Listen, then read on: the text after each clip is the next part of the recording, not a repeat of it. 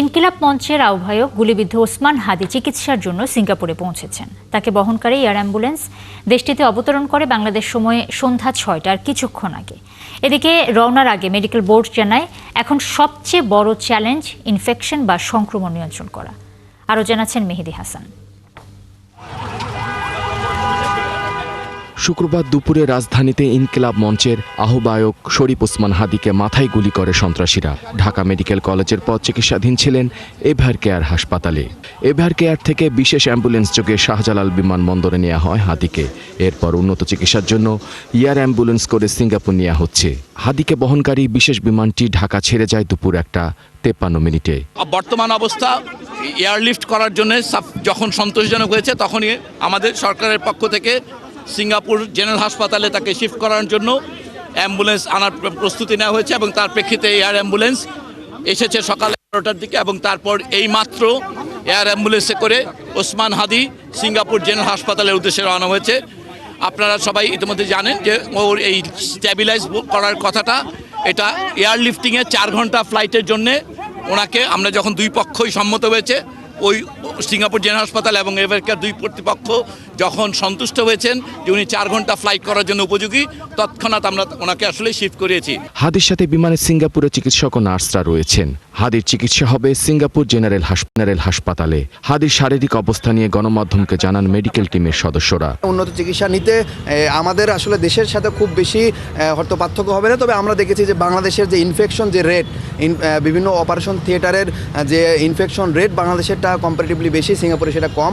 এবং আমরা আসার যে কথাগুলো আমরা বলেছি যে এরকম আসলে রোগীর ক্ষেত্রে আসলে নিউরোসার্জিক্যাল আউটকামটা কী হবে, আমরা একজন নিউরোসার্জারি ডক্টর হিসেবে বলতে চাই যে আউটকামের ক্ষেত্রে আসলে আমি যদি ডক্টর হিসেবে বলতে চাই তাহলে হয়তো খুব বেশি আশা আমরা দেখতে পাচ্ছি না। তার নিউরোসার্জিক্যাল যে রেসপন্সটা প্রথম যেভাবে আছে ঠিক এখনও হিসেবে আছে। ওসমান হাদির চিকিৎসা ব্যয় বহন করছে বাংলাদেশ সরকার।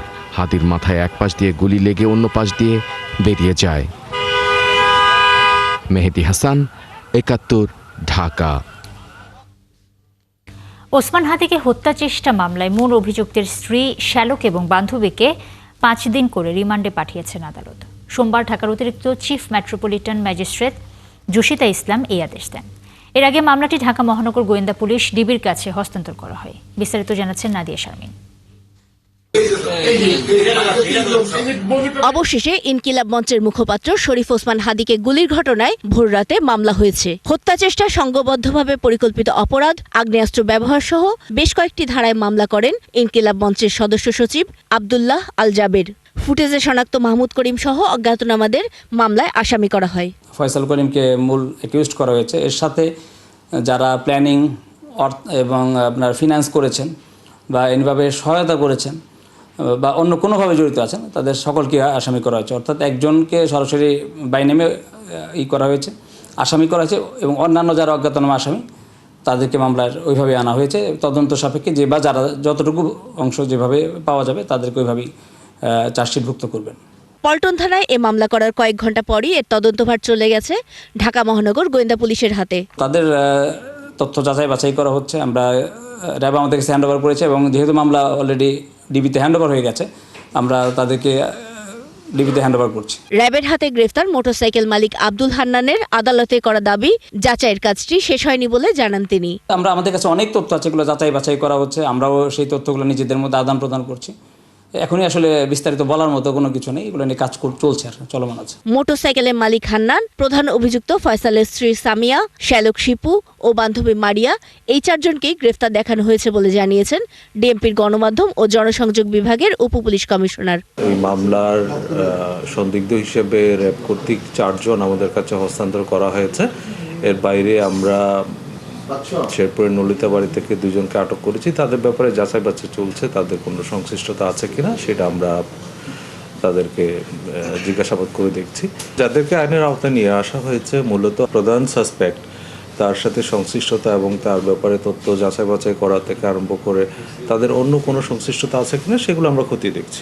এদিকে ফয়সালের 2 স্বজন ও বান্ধবীকে বিকেলে আদালতে আনা হয়। এ সময় 7 দিনের রিমান্ড চান তদন্তকারী কর্মকর্তা। তাদের 3 জনকে 5 দিন করে রিমান্ড মঞ্জুর করে আদালত। প্রযুক্তিগত বিশ্লেষণে শনাক্ত মূল অভিযুক্ত ফয়সাল ও আলমগীরকে এখনও গ্রেফতার করতে পারেনি পুলিশ।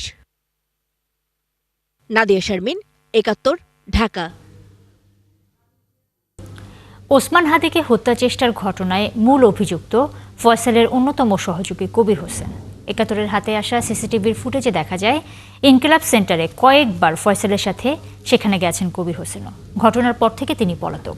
মোহাম্মদপুরের আদাবরের অনেকেই বলছেন এরা সবাই জাহাঙ্গীর কবির নানকের অনুসারী। দেখুন আশিক মাহমুদের অনুসন্ধানী প্রতিবেদন। গত 4 ডিসেম্বর ইনকিলাব কালচারাল সেন্টারের সিসি ক্যামেরার ফুটেজ এটি, যেখানে দেখা যায় লিফট থেকে নেমে সেন্টারে প্রবেশ করছে হাদিকে গুলি করে হত্যা চেষ্টার ঘটনায় মূল সন্দেহভাজন ফয়সাল করিম মাসুদ, তার সাথে আরও 3 জন। এদের মধ্যে এই যুবক শুটার ফয়সালের অন্যতম সহযোগী বলে জানা গেছে।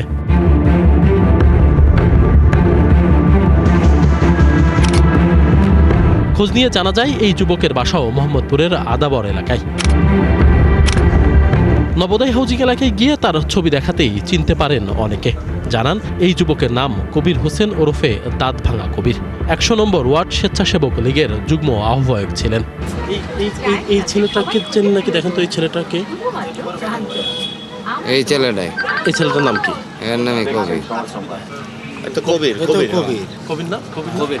আচ্ছা, কি করতে এলাকায় আর কি করতে, আর তো আমলিক ছিল আর এই তো রাজ করছে, সবাই তো আর এই রাজ করছে।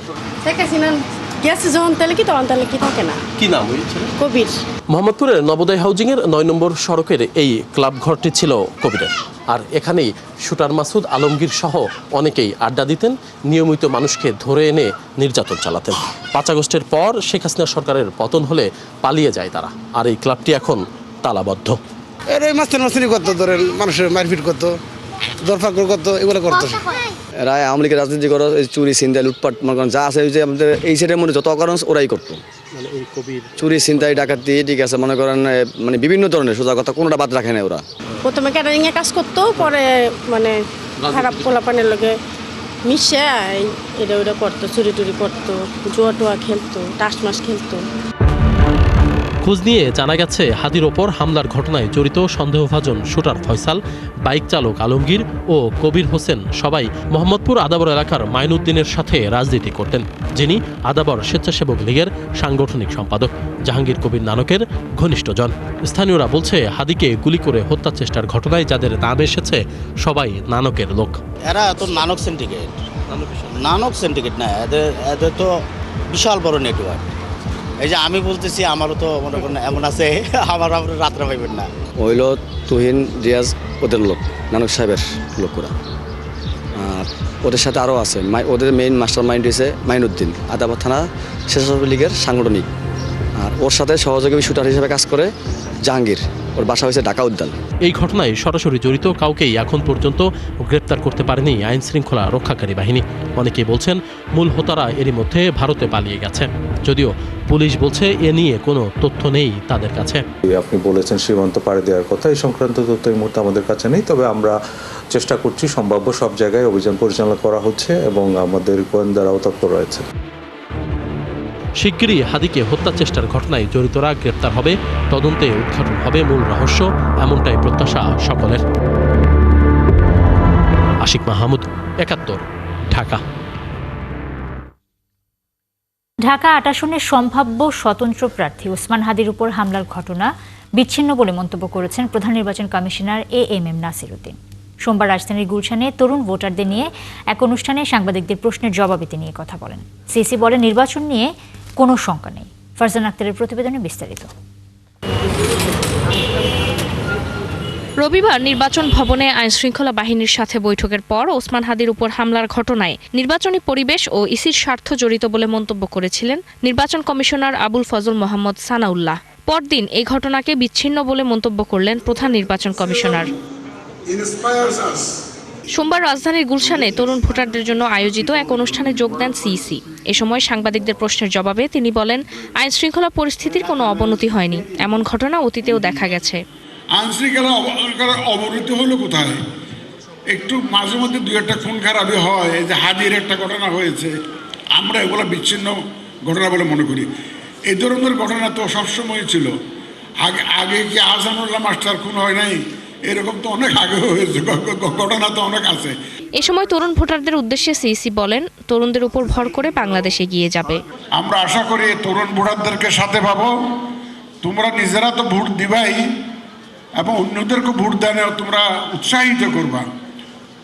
তরুণরা সাহসের প্রতীক, তরুণরা এনার্জির প্রতীক, তরুণরা সৃষ্টির প্রতীক। আগামী নির্বাচন অবাধ, নিরপেক্ষ, সুষ্ঠু ও ঐতিহাসিক হবে বলে জানান সিইসি। এই নির্বাচনটা আমি বলে থাকি এটা একটা ঐতিহাসিক নির্বাচন। কেন ঐতিহাসিক? এই প্রথমবারের মতো আমরা পোস্টাল ব্যালটের মাধ্যমে আমাদের প্রবাসী বাংলাদেশিদেরকে ভোটের আওতায় এনেছি, গত 54 বছর হয় নাই। অনুষ্ঠানে তরুণ ভোটারদের নির্বাচনী প্রক্রিয়ার সাথে পরিচিত করিয়ে দেওয়া হয়। ফারজানা আক্তার, ৭১, ঢাকা। কোনো দলকে আওয়ামী লীগ হয়ে ক্ষমতায় আসতে দেয়া হবে না বলে মন্তব্য করেছেন জামায়াতের সেক্রেটারি গোলাম পরওয়ার। সোমবার বিকেলে ওসমান হাদিকে গুলি করার প্রতিবাদে সর্বদলীয় সমাবেশে এমন কথা বলেন তিনি। আর এনসিপি নেতারা বলেন, ভারতের আধিপত্যের বিরুদ্ধে আরও কঠিন লড়াই চালিয়ে যেতে হবে। মোহাইমিনুল খান উপর প্রতিবেদনে বিস্তারিত।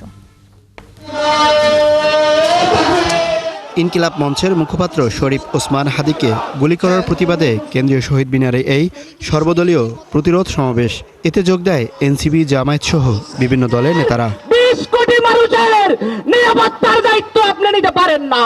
সমাবেশের নেতারা ভারতের কড়া সমালোচনা করেন, বলেন ভারতের আধিপত্যের বিরুদ্ধে বিজয় দিবসে উৎসব না করে প্রতিবাদ র্যালি করা হবে। যে সেভেন সিস্টার রয়েছে সেটাকে বাংলাদেশ থেকে, ভারত থেকে আলাদা করে দিব। আগামীকাল আমরা উৎসব করতে রাস্তায় নামবো না। আগামীকাল আমরা প্রতিরোধের যাত্রা বাংলাদেশের রাস্তায় রাস্তায় পালন করব। যদি এই দেশের লড়াই এই দেশের বাইরে যায়, তাহলে এই দেশের মুক্তির লড়াইও এই দেশের বাইরে যাবে। সমাবেশে জামায়াতের সেক্রেটারি জেনারেল বলেন, অন্য কোনো দলকে আওয়ামী লীগ বানিয়ে ক্ষমতায় আনার কোনো সুযোগ নেই। নির্বাচন বানচাল করে এই দেশকে ভারতের কলোনি বানাতে আমরা দিতে রাজি নই। আজকে কেউ মনে করতে পারেন যে আওয়ামী লীগ তো বিদায় নিয়েছে, ইলেকশন করতে পারবে না। অন্য কোন দলকে আওয়ামী লীগ বানিয়ে ক্ষমতায় আনা যায় কিনা এই স্বপ্ন আমরা পূরণ করতে দেব না। দৈনিক আমার দেশের সম্পাদক মাহমুদুর রহমান হুঁশিয়ারি দিয়ে বলেন, অঘোষিত যুদ্ধ শুরু করায় জাতিসংঘে ভারতের বিরুদ্ধে নালিশ করা উচিত। জাতিসংঘে ভারতের বিরুদ্ধে নালিশ উত্থাপন করুন যে ভারত বাংলাদেশের বিরুদ্ধে অঘোষিত যুদ্ধ ঘোষণা করেছে। শেখ হাসিনা এবং আসাদুজ্জামান খান কামাল এবং তাদের উপরে আততায়ী যারা ছিল তাদেরকে 25শে ডিসেম্বরের মধ্যে আপনারা হস্তান্তর করুন, প্রত্যর্পণ করুন। না হলে বাংলাদেশের প্রতিটি ভারতীয় প্রতিষ্ঠানের বিরুদ্ধে আমরা প্রতিরোধ সংগ্রাম শুরু করব। সব দলকে ভারত ও আওয়ামী লীগের বিরুদ্ধে ঐক্যবদ্ধ থাকারও আহ্বান জানান তিনি। আমরা আজ এই সর্বদলীয় প্রতিরোধ সমাবেশ থেকে মোহাইমিনুল খান অপু, ৭১, ঢাকা। ওসমান হাদির গুলিবিদ্ধের ঘটনা নিয়ে প্রধান নির্বাচন কমিশনারের মন্তব্য সর্বস্তরের মানুষকে আহত করেছে বলে মনে করেন জামায়াতের আমির ডক্টর শফিকুর রহমান। সিইসির মন্তব্যের ব্যাখ্যা দাবি করেন তিনি। সোমবার বিকেলে বিজয় দিবস উপলক্ষে এক আলোচনায় মন্তব্য করেন তিনি। জামায়াতের আমির বলেন, ২৪-এর অভ্যুত্থান না হলে যারা ইসি বা সরকারে আছেন তাদের সবাইকেই জেলে থাকতে হতো। ২৪-এর মতো ৭১-কেও সম্মান করতে হবে বলে মন্তব্য করেন তিনি। জামায়াত ইসলামের অতীত নিয়ে পড়ে থাকতে চায় না, সবার ঐক্যের মাধ্যমে সুন্দর রাষ্ট্র গড়তে চায় বলে জানান ডক্টর শফিকুর রহমান।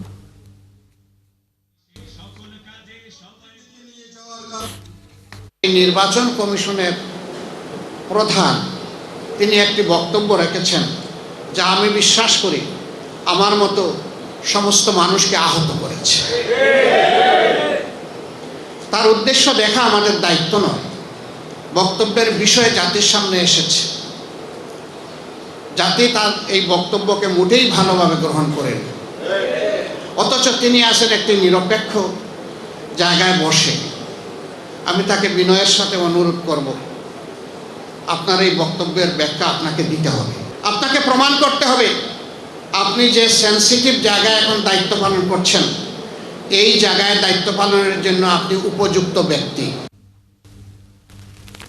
শরীফ ওসমান হাদির উপর হামলা ও পরিকল্পনাকারীদের গ্রেফতার সহ ৩ দফা দাবি জানিয়েছেন ডাকসু ভিপি সাদিক কায়েম। সোমবার দুপুরে স্বরাষ্ট্র মন্ত্রণালয় ঘেরাও কর্মসূচিতে এই দাবি জানান তিনি। আর হাদিকে গুলি করা বিচ্ছিন্ন ঘটনা এমন মন্তব্যের জন্য সিইসির ক্ষমা চাওয়ার দাবিও করেন সাদিক কায়েম। এদিকে স্বরাষ্ট্র উপদেষ্টার পদত্যাগের দাবিতে কয়েক ঘন্টা শাহবাগ মোড়ে অবরোধ করে জাতীয় ছাত্র শক্তি। আরও জানাচ্ছেন ফরহাদ ইবনে মালিক। ওসমান হাদিকে গুলি করে হত্যা চেষ্টায় জড়িতদের গ্রেফতার, দেশব্যাপী অভিযান চালিয়ে সব অবৈধ অস্ত্র উদ্ধার ও নিষিদ্ধ ছাত্রলীগের সন্ত্রাসীদের গ্রেফতারের দাবিতে স্বরাষ্ট্র উপদেষ্টার কার্যালয় ঘেরাও কর্মসূচির আয়োজন করে ডাকসুর কয়েকজন ছাত্রনেতা। দুপুরে মিছিলটি ডাকসু প্রাঙ্গণ থেকে দোয়েল চত্বর হয়ে শিক্ষা ভবনের সামনে থেমে যায়। পথে দোয়েল চত্বর ও হাইকোর্ট মাজারের সামনে পুলিশের 2টি ব্যারিকেড দেয়া হলেও তা ভেঙে চলে যায় মিছিলটি। এরপর ডাকসু ভিপি সাদিক কায়েমের নেতৃত্বে 10 সদস্যের একটি প্রতিনিধি দল দেখা করে স্বরাষ্ট্র উপদেষ্টার সাথে। সাদিক কায়েম জানান, উপদেষ্টাকে জানানো হয়েছে তাদের 3 দফা দাবি। হাদি ভাই এবং জুলাই বিপ্লবীদের হত্যাযোগ্য করে তুলেছে, সেই কালচারাল ফেসিস্টদেরকে সামাজিকভাবে বয়কট করতে হবে। এইসব ব্যবস্থা অনতিবিলম্বে দৃশ্যমান করতে হবে। 2 নম্বর দাবি, আগামী 48 ঘন্টার মধ্যে নিষিদ্ধ লীগের বিরুদ্ধে এলাকাভিত্তিক চিরুনি অভিযান শুরু করতে হবে। খুনি হাসিনাকে দেশে ফিরিয়ে এনে তার বিরুদ্ধে মানবতা বিরোধী অপরাধে প্রদত্ত রায় কার্যকর করতে হবে। এ সময় আহত শরীফ ওসমান হাদিকে গুলি করার ঘটনায় প্রধান নির্বাচন কমিশনারের করা মন্তব্য প্রত্যাহারের দাবিও করেন তিনি। আমরা এই ধরনের মন্তব্যের তীব্র নিন্দা এবং ঘৃণা জ্ঞাপন করছি। আমরা দ্রুত অনুরোধ করব প্রধান নির্বাচন কমিশনারকে, আপনি দ্রুত আপনার এই বক্তব্য প্রত্যাহার করেন এবং জাতির কাছে ক্ষমা চেয়ে আপনার জায়গা থেকে আপনি দায়িত্বশীল আচরণ করেন। আর ছাত্রদের করা 3টি দাবি যৌক্তিক বলে মনে করেন স্বরাষ্ট্র উপদেষ্টাও। কায়েম যে কথা বলছে তার প্রতিটা দাবি যৌক্তিক। আমরা এই দাবিগুলি এর আগেও আমরা কিছু আপনাদের সামনে বলছি যে আমরা ইভেন গতকালকে মিটিংয়ের পরে বলেছি যে এইগুলি আমাদের আরও বেগবান করতে হবে এবং তাদের এই যৌক্তিক দাবিগুলি আমরা অবশ্যই করব। এদিকে হাদিকে গুলি করার প্রতিবাদে দুপুরের দিকে শাহবাগ মোড় অবরোধ করে এনসিপির ছাত্র সংগঠন জাতীয় ছাত্র শক্তি। তারা স্বরাষ্ট্র উপদেষ্টার পদত্যাগও দাবি করেন। ফরহাদ ইবনে মালিক, 71, ঢাকা। দেশের স্বার্থবিরোধী একটি চক্র নির্বাচন বানচালের চেষ্টা করছে বলে মন্তব্য করেছেন বিএনপির ভারপ্রাপ্ত চেয়ারম্যান তারেক রহমান। সোমবার বিজয় দিবসের আলোচনায় তিনি আরও বলেন, এজন্য সবাইকে সতর্ক থাকতে হবে। আর দলটির মহাসচিব বলেছেন, নির্বাচনের মাধ্যমে ঠিক হবে দেশ কোন দিকে যাচ্ছে। বিএনপি জিতলে জুলাই যোদ্ধাদের সর্বোচ্চ নিরাপত্তা দেওয়ার প্রতিশ্রুতি দেন তিনি। মাহিলা ইসলামের প্রতিবেদন।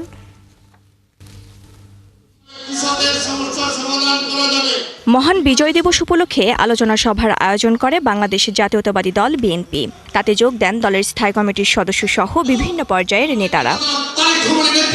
তারা অভিযোগ করেন, গণতন্ত্রের বিরুদ্ধে জাল বোনা হচ্ছে।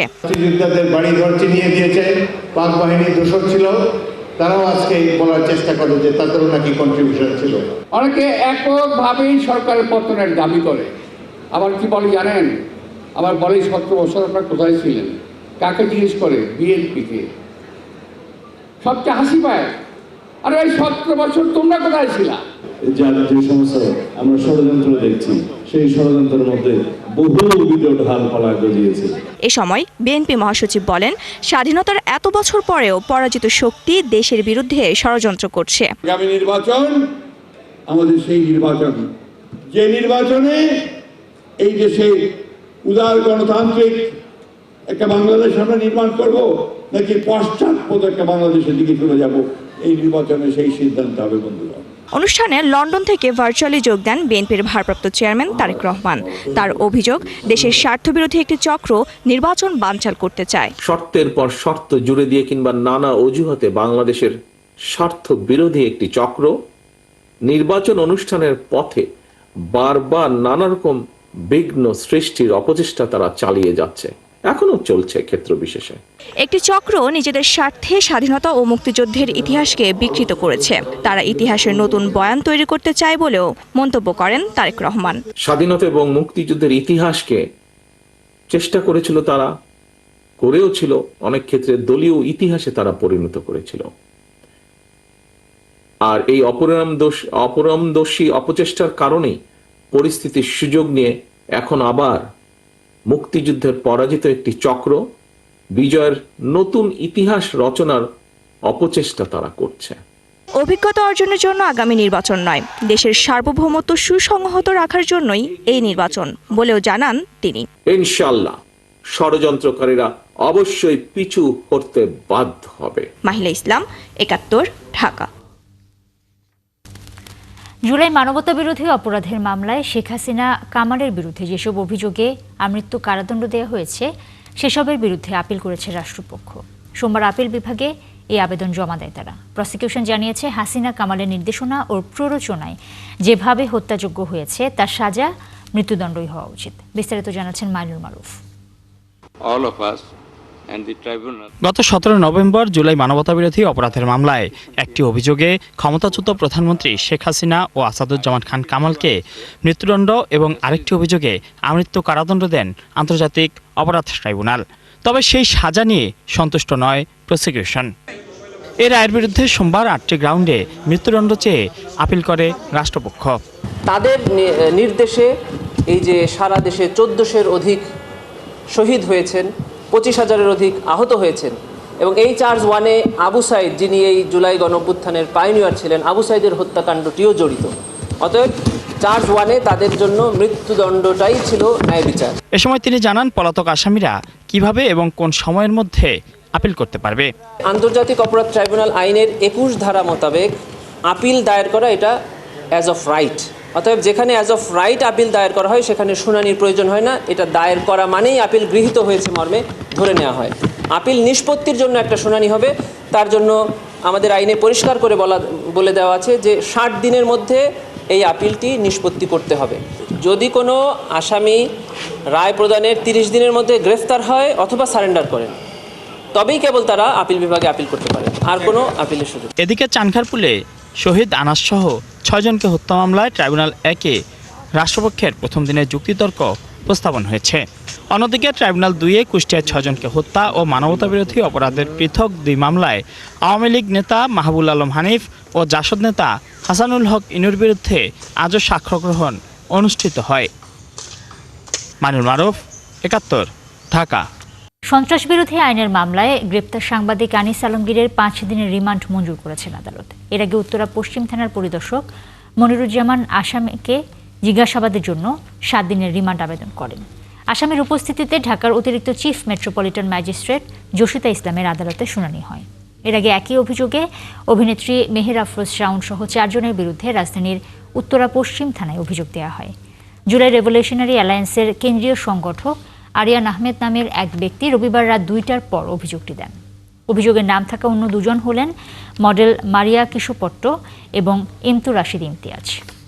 সাংবাদিকদের পেশাগত ও সামাজিক কল্যাণ নিশ্চিত করতে সরকার প্রয়োজনীয় সব ধরনের উদ্যোগ গ্রহণ করবে বলে জানিয়েছেন নবনিযুক্ত তথ্য উপদেষ্টা সৈয়দ আলী সোহানা হাসান। সোমবার রাজধানীর সার্কিট হাউস রোডে তথ্য ভবনের সম্মেলন কক্ষে বাংলাদেশ সাংবাদিক কল্যাণ ট্রাস্ট থেকে 2025-26 অর্থ বছরের দ্বিতীয় পর্যায়ের আর্থিক সহায়তার অনুদানের চেক বিতরণ অনুষ্ঠানে প্রধান অতিথির বক্তব্যে কথা বলেন তিনি। এ সময় উপদেষ্টা বলেন, সাংবাদিকদের কল্যাণে প্রয়োজনীয় সকল উদ্যোগ নেবে সরকার। এ লক্ষ্যে প্রয়োজনীয় আইন এবং বিধিমালা প্রণয়নের বিষয়ে গুরুত্ব দেওয়া হচ্ছে। সময়টা অল্প হলেও এই মন্ত্রণালয়ের জন্য কিছু করে যাবার লক্ষ্যে নানা উদ্যোগের কথা জানান উপদেষ্টা। অনুষ্ঠানে 2 জন মৃত সাংবাদিকের পরিবারের সদস্যদের মাঝে 6 লাখ টাকা, 114 জন সাংবাদিককে চিকিৎসার ব্যয়ের জন্য 69 লাখ টাকা এবং 52 জন অসচ্ছল সাংবাদিকদের মাঝে 26 লাখ টাকা সহ মোট 1,01,00,000 টাকার আর্থিক সহায়তার চেক প্রদান করা হয়। চলতি অর্থ বছরের প্রথম 5 মাসে বার্ষিক উন্নয়ন কর্মসূচি এডিবি বাস্তবায়নে হয়েছে মাত্র 12.5%, যা 1 দশকের মধ্যে সর্বনিম্ন। পরিকল্পনা মন্ত্রণালয়ের বাস্তবায়ন এবং পরিবীক্ষণ বিভাগ আইএমইডির প্রতিবেদন বলছে, গত অর্থ বছরে একই সময়ে বাস্তবায়নের হার ছিল 12.29%। বরাবরের মতো পিছিয়ে স্বাস্থ্য খাত, এর মধ্যে স্বাস্থ্য, শিক্ষা এবং পরিবার কল্যাণ বিভাগ ব্যয় করতে পেরেছে 2%-এর নিচে, যদিও স্বাস্থ্য সেবা বিভাগে তা 4%-এর কাছাকাছি। এছাড়া 6 মন্ত্রণালয় এবং বিভাগ ব্যয় করতে পেরেছে 5%-এরও কম। সবচেয়ে বেশি খরচ করতে পেরেছে স্থানীয় সরকার বিভাগ। চলতি অর্থ বছরে এডিপিতে 30,000 কোটি টাকা কমানোর চিন্তা করছে সরকার। তরুণ প্রজন্মের মাঝে ডিজিটাল লেনদেনকে সম্প্রসারিত করতে আবারও বিকাশের ব্র্যান্ড এন্ডোর্সার হিসেবে চুক্তিবদ্ধ হলেন জনপ্রিয় অভিনেত্রী মেহজাবিন চৌধুরী। এর আগে সফলতার সাথে 2 বছরেরও বেশি সময় ধরে বিকাশের ব্র্যান্ড অ্যাম্বাসেডর হিসেবে তিনি যুক্ত ছিলেন। এ সময় উপস্থিত ছিলেন বিকাশের ঊর্ধ্বতন কর্মকর্তারা। উল্লেখ্য, আগের মতো মেহজাবিন যুক্ত থাকবেন বিকাশের বিভিন্ন পণ্য এবং সেবাকে জনপ্রিয় করে তোলার উদ্যোগগুলোতে। মহান বিজয় দিবস উপলক্ষে 2 দিনের বিজয় মেলা এবং সাংস্কৃতিক উৎসবের আয়োজন করেছে ধানমন্ডি সোসাইটি। বিকেলে ধানমন্ডি 4 নম্বর মাঠে শান্তি সমৃদ্ধি ভালোবাসা শিরোনামে শুরু হয় উৎসবের লোকজ সংস্কৃতি, চিত্রকলা, কবিতা, নাটক সহ থাকছে সাংস্কৃতিক অনুষ্ঠান, থাকছে শিশুদের জন্য নানা আয়োজন এবং ব্র্যান্ড শো। এছাড়া বিজয় দিবসে সম্মাননা জানানো হচ্ছে গুণীজনদের। শিক্ষা ও সমাজসেবায় মরণোত্তর পুরস্কার দেওয়া হচ্ছে প্রিন্সিপাল ইব্রাহিম খাঁ, স্বাস্থ্যসেবায় প্রফেসর AQM নুরুল হক, সাহিত্যে রফিক আজাদকে। আজীবন সম্মাননা দেওয়া হচ্ছে গুণীজনকে 6 জন। নতুন প্রজন্মের সাথে পুরনো প্রজন্মের যে একটা মিল বন্ধন, সেই বন্ধনটাকে অটুট রেখে একটা সুন্দর মনোরম পরিবেশে এই ধানমন্ডি সোসাইটিবাসীদের জন্য আমরা বিগত 5 বছর ধরে এই মেলাটা অনুষ্ঠিত করে আসছি। আজকে প্রথম দিন উদ্বোধন অলরেডি আমরা করে ফেলেছি। এই মেলায় আপনারা দেখতে পাচ্ছেন যে এখানে অনেক ধরনের স্টল আসছে, বাচ্চাদের খেলাধুলার জন্য অনেক স্টল আছে এবং সাথে সাথে আমাদের কালকের যে আয়োজনটা, মূল আয়োজনে আমরা আমাদের বাংলার সংস্কৃতি, বিজয় উৎসবের যে সংস্কৃতিগুলো সেই জিনিসগুলোকে আমরা এখানে ফুটিয়ে তোলার চেষ্টা করব। দর্শক, চলছে সংবাদ সংযোগ। সরাসরি সংবাদ অনুষ্ঠান দেখতে চোখ রাখুন একাত্তরের ফেসবুক পেজে এবং সাবস্ক্রাইব করুন একাত্তরের ইউটিউব চ্যানেল। সাথেই থাকুন একাত্তর।